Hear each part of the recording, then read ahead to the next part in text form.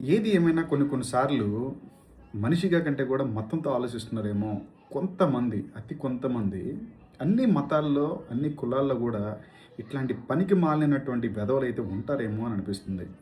ఆ అమ్మాయి ఆడినటువంటి ఆట తీరుకి ఎవరైనా సరే సలాం కొట్టాల్సింది పోయి అతి తక్కువ మంది ఆ అమ్మాయి సక్సెస్ సాధించింది. ఆ అమ్మాయికి జీసస్ తోడున్నాడు అని నమ్ముతుంది. ఆ అమ్మాయి ఆడినటువంటి ఆట తీరుని చూస్తే షర్టు గలీజైపోయి, ఆ అమ్మాయి కంటతడి పెట్టుకొని 338 రన్స్‌ని చేజ్ చేసే ప్రాసెస్‌లో 128 నాటౌట్‌గా ఆడింది అనంటే, మామూలు ఆట తీరా అది? క్రికెట్ తెలిసినోడికి ఎవ్వడికైనా సరే, కామన్ మ్యాన్‌కి ఎవరికైనా కూడా తెలిసిపోద్దది. ఆస్ట్రేలియా సక్సెస్ రేట్ ఎక్కడుంది? పీక్స్‌లో ఉంది. అట్లాంటి ఆస్ట్రేలియాని సెమీఫైనల్‌లో మట్టి కరిపించింది.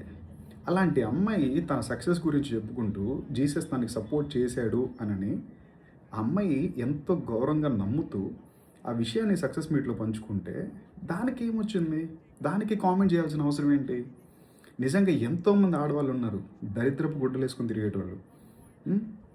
అట్లాంటి వాళ్ళని కామెంట్ చేసి, ఇది చేస్తే వాళ్ళకన్నా జరంత ఇంగిత జ్ఞానం అన్నా వస్తది.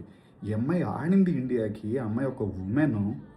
ఎంత గౌరవంగా ఆ అమ్మాయిని చూడవలసింది పోయి, కొంతమంది వెధవలు, పనికిమాలిన వెధవలు ఆ అమ్మాయి కింద, ఆ అమ్మాయి వీడియో కనిపిస్తే కింద నీచపు కామెంట్లు పెడుతున్నారంటే, అసలు కులం, అసలు మతం అంటే ఏంటి? దేవుడంటే ఏంటి? అసలు నిజంగా ఎవరినన్నా చించి చూపించమని చెప్పి అడిగితే, దేవుడిని ఎవరైనా చూపించగలరా?